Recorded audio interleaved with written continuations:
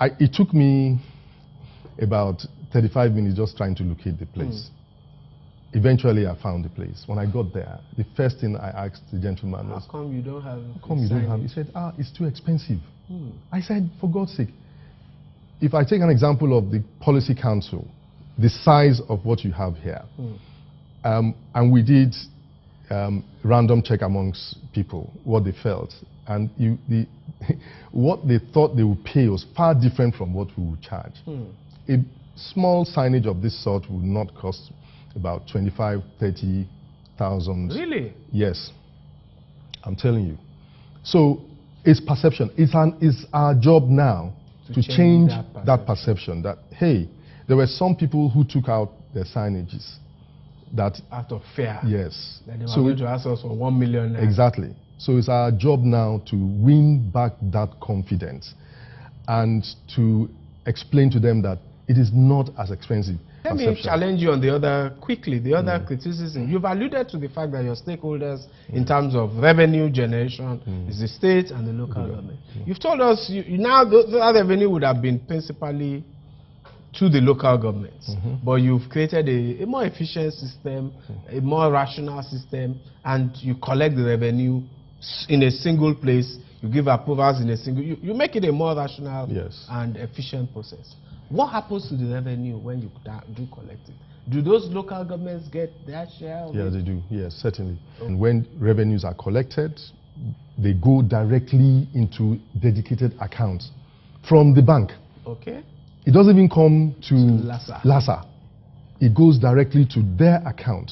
Okay. And then it is disbursed at specific times. Based on their agreement. Exactly. You know. So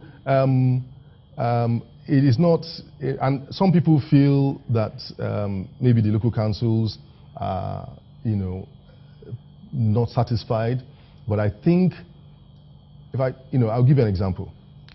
In 2013, or let me go back, 2011, 2012, revenue, or generally, advertising on outdoor fell about 40%. And, if you go beyond Nigeria, it's the same thing. Okay. When most countries are in recession, the first thing they cut, or companies, the first thing they reduce is your marketing budget. And it was 2013 is the year that lasaa has generated the most in any single year.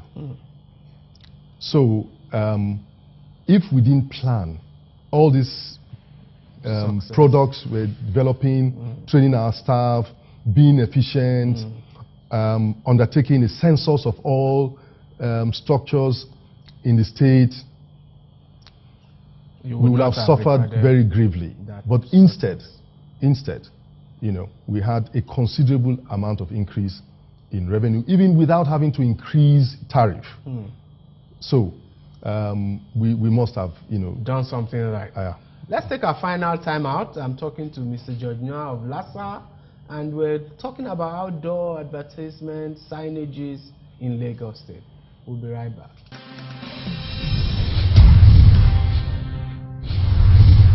You're welcome to my final segment with Mr. George Noah of lasaa, Lagos State Signage and Advertisement Agency. He's an advertising man, worked at Inside Communications, worked in the UK for over 25 years, worked on Radio Kudirat, and he's been CEO of lasaa for some time now.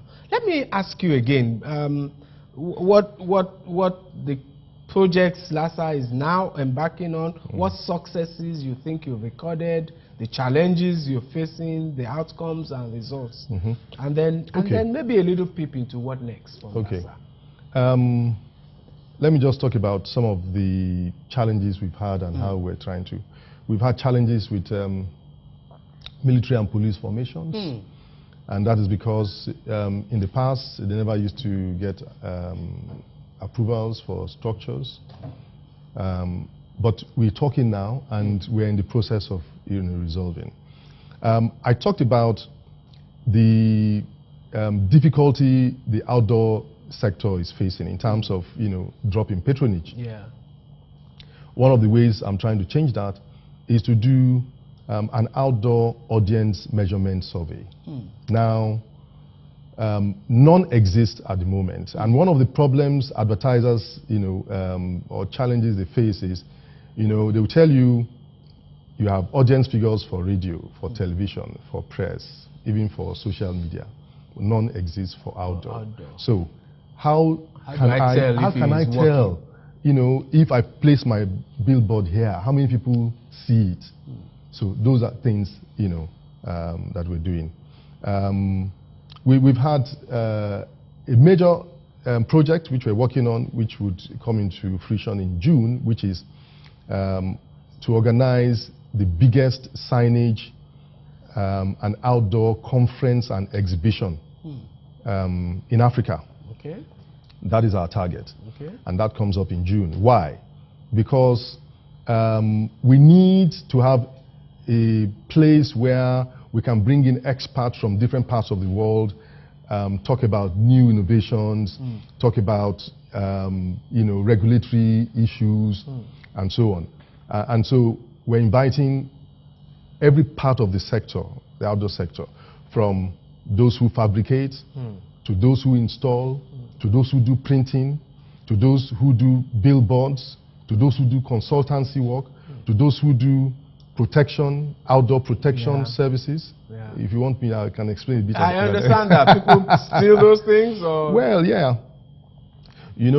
We've had situations where people accuse area boys of, vandalizing things, and we have people who also look after this. Provide security. Yes. So, yeah. So, indeed, some of them have to be powered, generators and so on. True. Most run on generators. So, that's where we're going right now. To the future, it has to be the outdoor master plan. That crowns everything completely. But we're working on an industry report. Okay. Very comprehensive report. And that will be included in a new publication that we're going to launch very soon called Outdoorable. Okay. And the industry report looks at every sector. We need to know if people need to take us seriously, they must know what is the turnover of this this industry. How many people What's do how many people do they employ? We don't know at the moment. So we must situate and put things in context and say, look, hey, this is the outdoor business. This is what it contributes. And then when we talk, people will take us seriously. So, those are the things, we're trying to, in the works. Excellent stuff. Well, I wish you the best of luck, Mr. George, and thank you for coming on the Policy Council. Thank you very much. We'll be right back.